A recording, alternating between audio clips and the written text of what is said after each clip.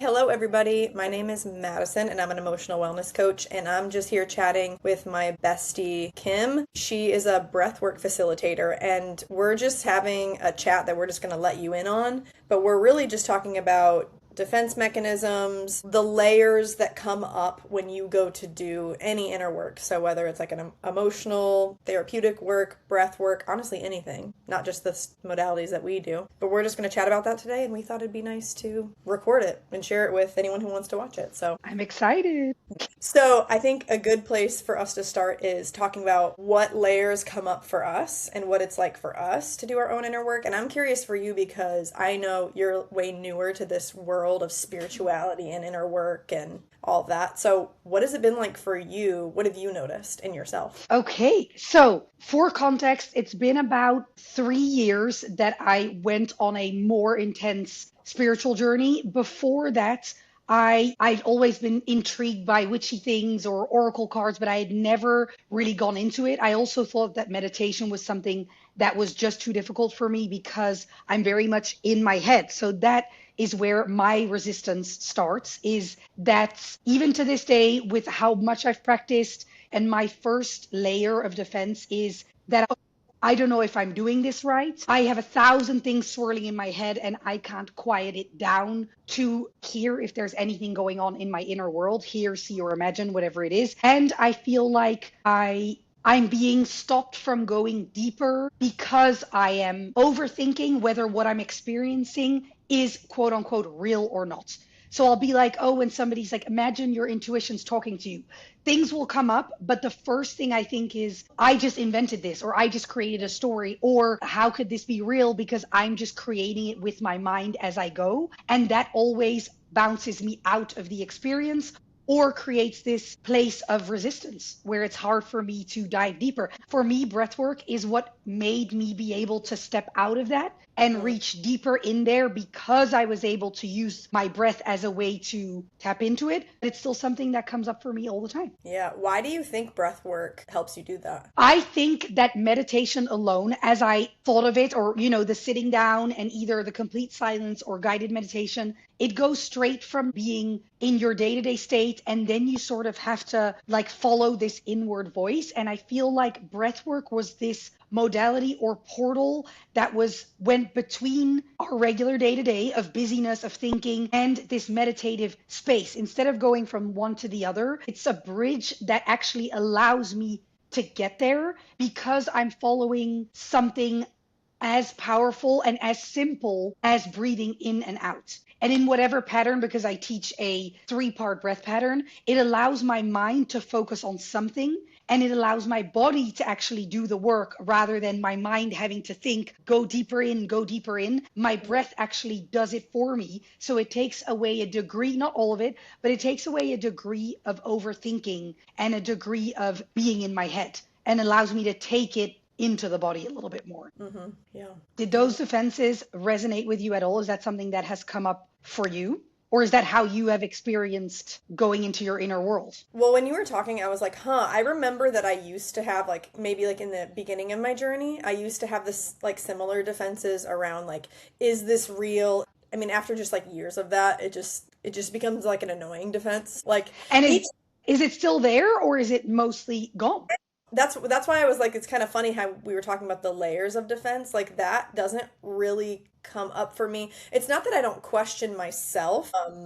Like I'll question myself, but I don't necessarily question like what comes up because I feel like I at this point after like a decade or plus of doing this stuff, I kind of understand that it's my unconscious working stuff out. Maybe spirit dropping things into me, but it's really just does it resonate? Is really what it comes down to. Like, does it resonate? Oh, And if anything is uncomfortable, I can just, at this point in my journey, it hasn't always been this way, I can just always trust that there's some sort of ego block thing that doesn't want to be looked at, like shadow integration stuff. So if for me there is resistance, I'm like, oh, there's just something there that I'm not willing to face. And that feels very clear to me. That feels very simple to me at this yeah. point. You know what I mean? So you could, yeah, and that might come with practice, or it Yeah. definitely comes with practice because 3 years ago I was in a very different Yeah, place totally. of even being able to like drop in there. It depends on the way that we work. And I'm also a classic, or I will say used to be a classic Capricorn, which is very logic, structure, Mhm. very ambitious. Like I'm going from here to there.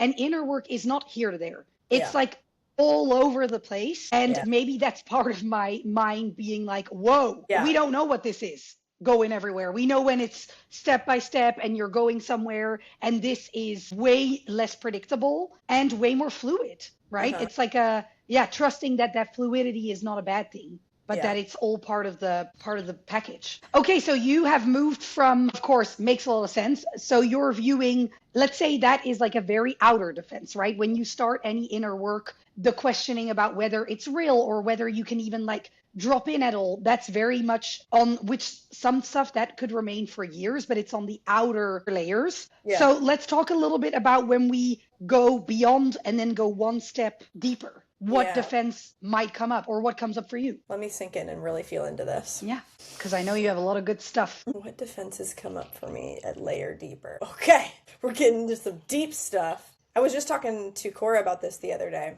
when I was recording with her. So there's really no way around exposing my inner shit in these calls, is what I Yeah, realized. it comes out all the time. Yeah. But I feel like what comes up for me is deep fear. Maybe I'm skipping to like the innermost layer. I think I'm probably Could skipping. be. I think I'm skipping ahead to the innermost layer because that's kind of where I function a lot of the time. Well, that's the thing, right? You're functioning in the deep. I'm like, oh, I don't know what's going on up here. Yeah.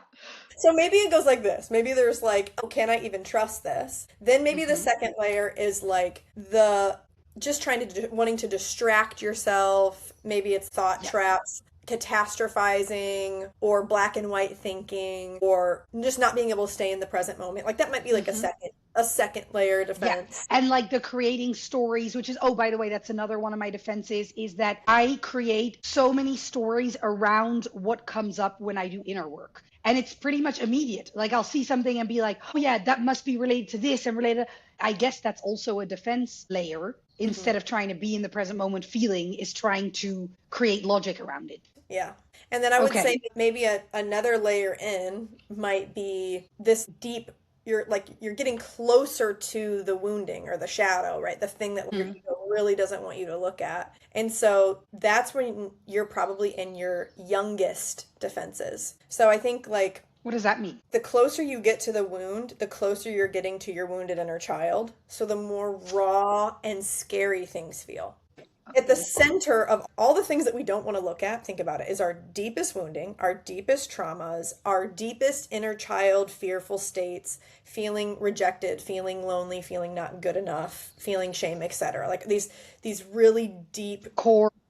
core things, or like core traumas, loss, etc. Things that we couldn't tolerate, like we didn't have the resources to tolerate or emotionally move through. And that's what we're running from. We're running from that. And so when your defenses move, you're getting right here is immense fear and a feeling that I won't survive if I feel this. Because Yeah.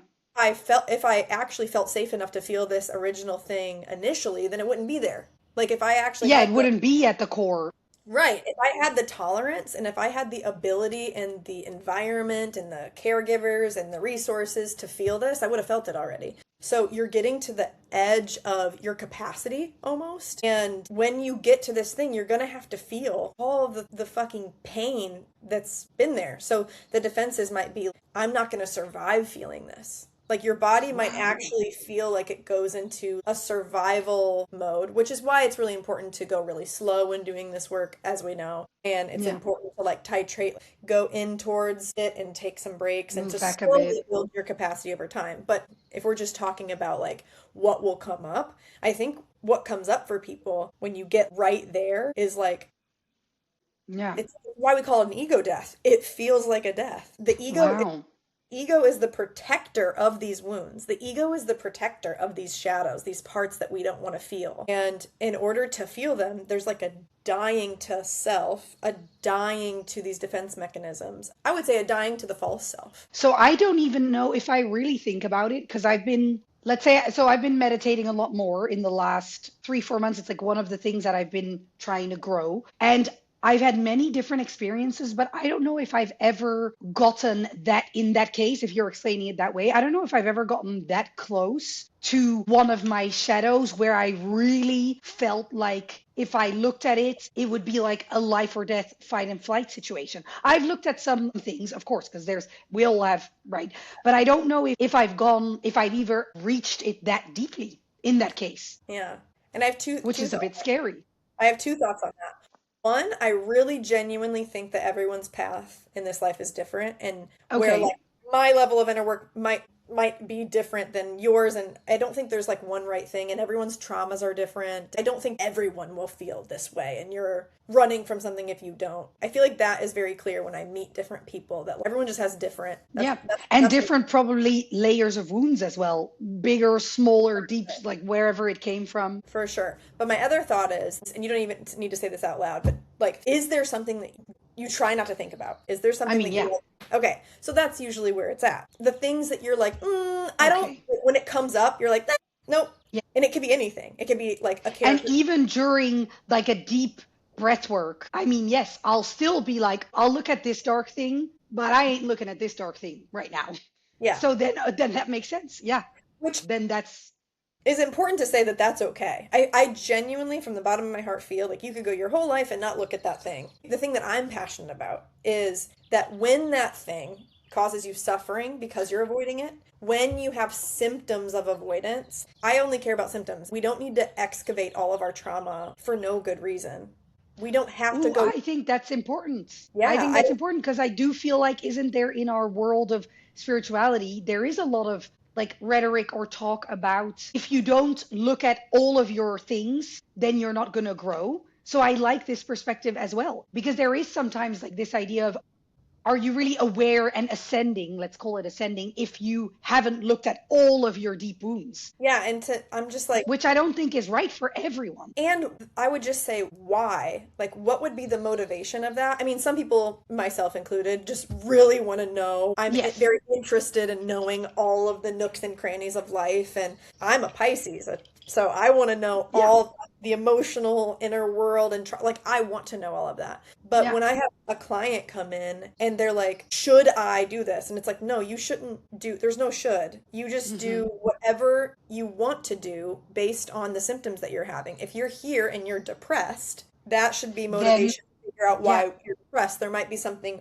repressed that needs to be felt. If you're chronically anxious, there's some emotions that you're repressing. If you're sabotaging all of your relationships and you can't maintain relationships, there's a symptom that we might want to look at. You know what I mean? But That makes a lot of sense.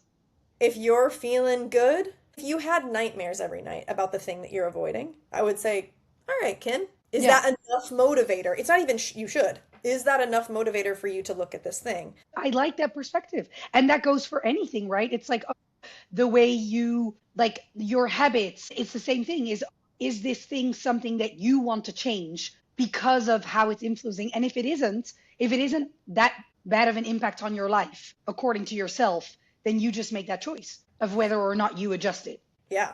I don't Yeah. think I don't think anyone should go to therapy or anyone should work out, Hmm. anyone should eat healthy or even should be kind to their friends. I don't think there is a should. There's just we want to be in this life. What do you want to do? We're the creators of our life. And if you want certain outcomes, then there's certain things that you implement, you know? I like that. Okay, so then I want to know, we have all these defenses, and I know that this is, of course, your entire job, but what are some ways that you try and get through your own defenses when things pop up? And I'm not talking about like these very deep things, but are there little mind tools that you use when you come up against resistance? In myself or my clients or both. Both or anything where you're like, oh, this is something that maybe people don't know, that something like this can shift it or even a little bit make a change. Well, defenses coming up just means that we don't feel safe. And Okay. so anything that we can do to create safety with our defenses and not more rejection and not more criticism towards those defenses,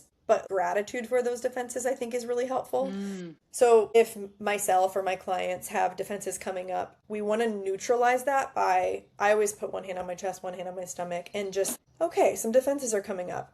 Thank you for trying to protect me. That's all our Mm, defenses are trying to do. They're trying to protect us. Now, we know as the adult selves that want to heal that these defense mechanisms that are trying to protect us are actually sabotaging us often, more often yeah. than not. And so then we have to kind of have a conversation with these defenses. Thank you for trying to protect me. However, I don't need this protection right now. And like it's actually okay. I want to go in and look at this. Mm. It's safe to go look at this. I'm an adult now. I'm resourced now. Maybe I'm here with my coach and I have support. I have friends. I'm safe to look at this. I want to be liberated from this is one thing. Wow. So you're also really turning in like the self-talk of, talking to that defense. Yeah, we're talking to the defense rather than from the defense because a lot of times Yeah. the defense will kind of hijack our body. This protective mechanism will hijack And our then we body. act out of that defense. And we speak out of that defense to ourselves. Yeah. So we'll say, this isn't safe. I'm alone. I'm a burden. I'm never going to heal. We're talking from the wound rather than to the wound. And so if we just shift the power a little bit, kind of become the observer or the loving parent, then we can start talking to that and say, hey, I see you. You're safe. And that, first of all, starts regulating your nervous system. But more importantly, it puts you in the driver's seat. Now the wound's not in the driver's seat. Now your consciousness is in the driver's seat. Wow. That's good stuff because that's honestly something we can all do. That's a very little but big shift in perspective is thinking, like you said, speaking out of that defense, you turn it around and you create a relationship or conversation with this defense concept or feeling, whatever comes up there. Yeah, I really, like that a lot.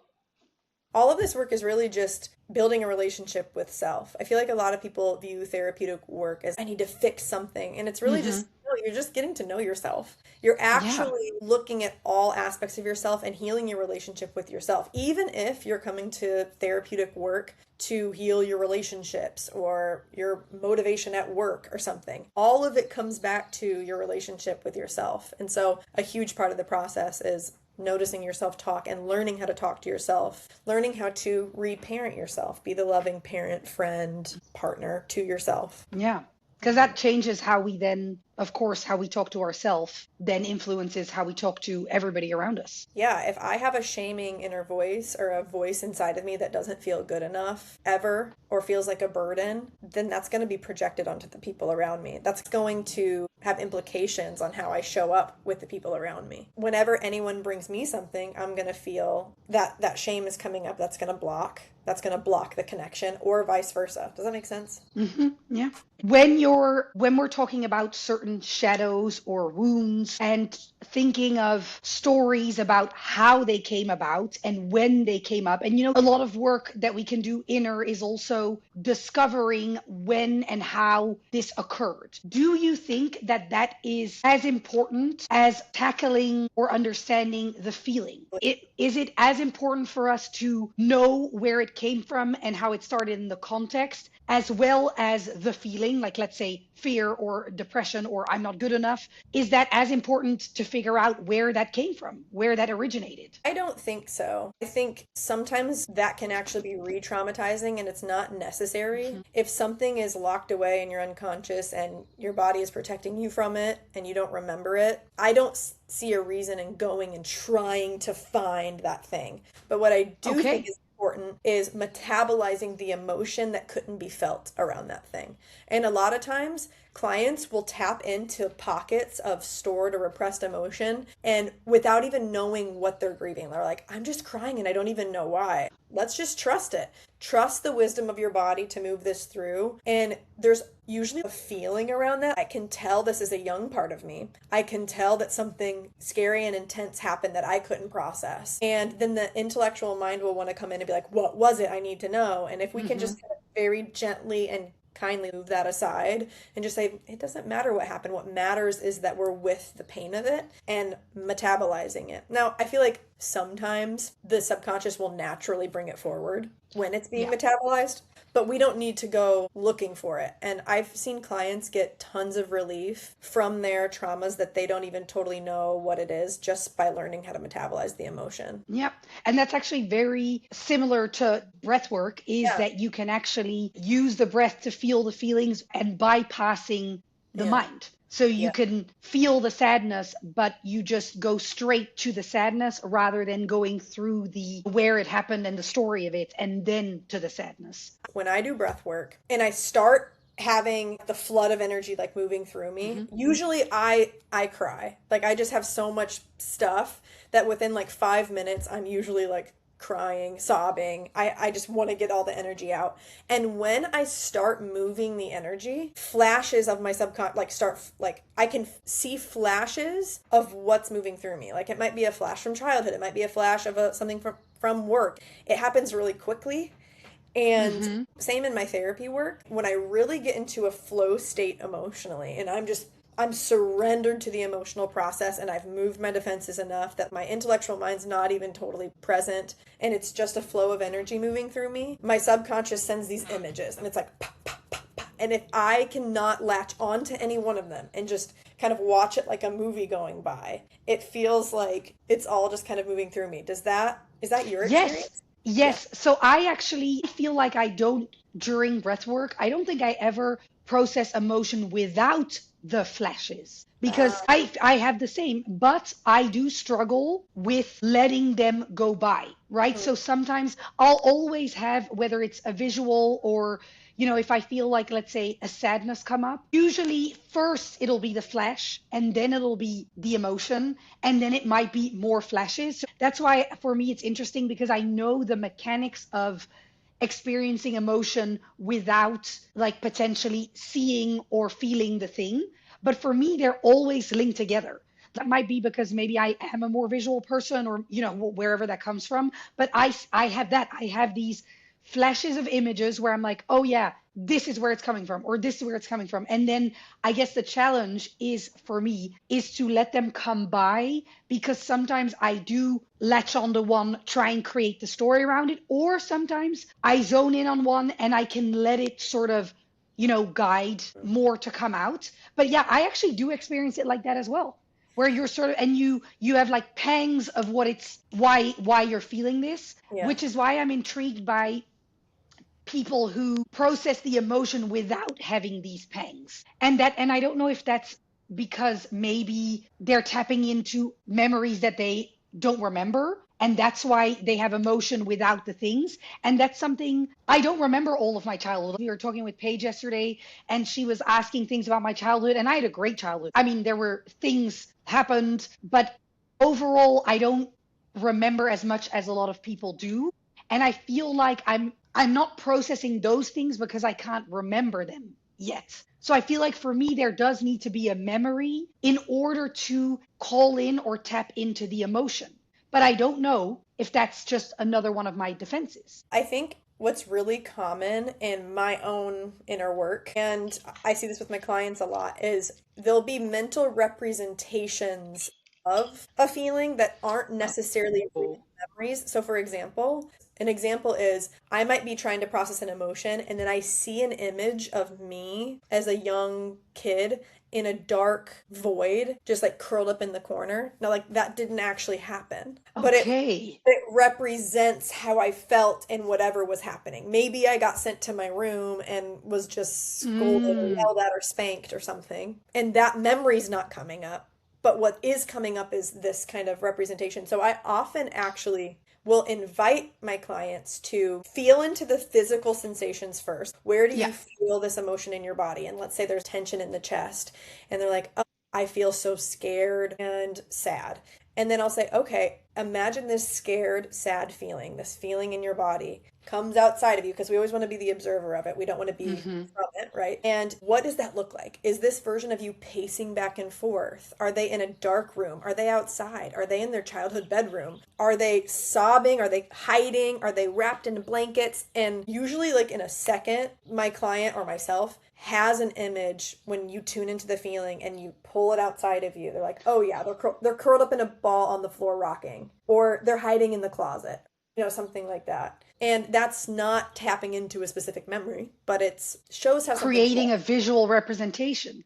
I am going to try more of that because I feel like that could be something where if you are a visual person, or maybe you do, you do well with visualizations, maybe getting hung up on whether it's like a memory, a real memory or not. Maybe I like the idea of using a representation of the feeling, but as a visual, Yeah. because I feel like that can anchor in the feeling more, because sometimes you do feel something, but then you feel like you haven't gone through the full feeling. You can feel it bubbling up, but then it sort of like goes away, Yeah. or you get distracted, or you push yourself away from it. So Yeah. maybe turning a feeling, I like this, I turning a feeling into a visualization Yeah. of however it comes Yes. out. I love that you said that because it makes it so much harder to run from when it's an actual version of you. This is parts Yeah. work. Yeah, when there's distractions, I'll just share with my clients or to myself or whatever. We don't want to leave this part. We don't want to abandon this part. So, yes, it's distracting, and we would much rather go grab ice cream out of the freezer right now, or we'd much rather go scroll on Instagram. But then that leaves this part of you that's in this void, dark room alone. And not Whoa, from a that's very shaming place. sad. Yeah, not from a shaming place, but just from how can we bring this part with us? How can we, it's not that we have to stay here forever and we can't like leave until this is resolved, because that's not realistic, but just living very intentionally with these parts and not just dissociating from them or running from them. And I think that's why parts work and seeing them is also very helpful. And it can make the reparenting really tangible. So if we're with the feeling, it can be really hard. I feel like it's advanced to be able to feel the feeling physically and to hold that feeling and metabolize it all the way through without Yes, visualization. It's hard. it's so hard. Yeah. That's also why I feel like in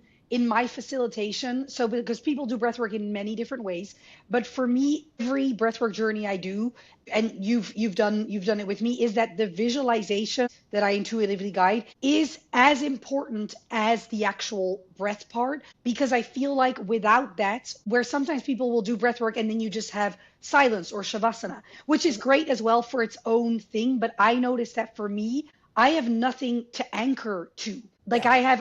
if feelings come up or if visions come up, I have nothing to anchor to, so it feels very chaotic. But in a visualization, I feel like you can take all that energy that you just built up and created, and you can sort of bring your awareness to it and then allow all these parts to come up, because otherwise it feels a lot to be with the feeling and feel it and hold it, and unless you are very practiced in this, I think that's probably difficult for most people to do. Yeah, it kind of follows like a storyline or like a movie, Hmm.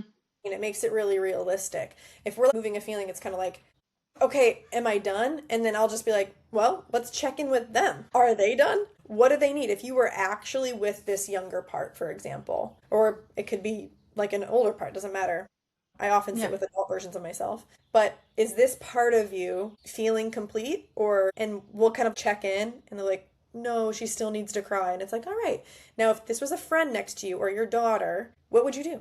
Hand on her back, hold her, rock her, wrap her in a blanket, validate. Hey, you can take up as much space as you need. You can process through this. And then Listen. Yeah. and that part will usually tell you when it's complete. Like, we'll check in and they'll be like, yeah, she's done crying. She just needs me to be with her today. Great. Now, how can we practically, even though we're leaving the visualization, how can we practically be with her today? What does it look like for you to stay conscious of this part today, for example?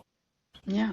I love it. I'm gonna try more of that as well. Uh-huh. Sort of like feeling the feeling and bringing it outside and sort of having that conversation, which Yeah. I do with a lot of concepts, or like, right, higher self. I'm very familiar with that, where, oh, you meet your higher self and you do that conversation. Hmm. But I don't know if I've really dug into doing that with all my parts. Hmm. Sure, inner child and higher self, right? Those are also the two. And of course, there is a lot of these are inner child, but I feel like parts work and is even more specific than just your higher self or your inner child, Yeah, right? you're It's getting like, like, yeah, lots yeah, of different aspects of the self. Yeah.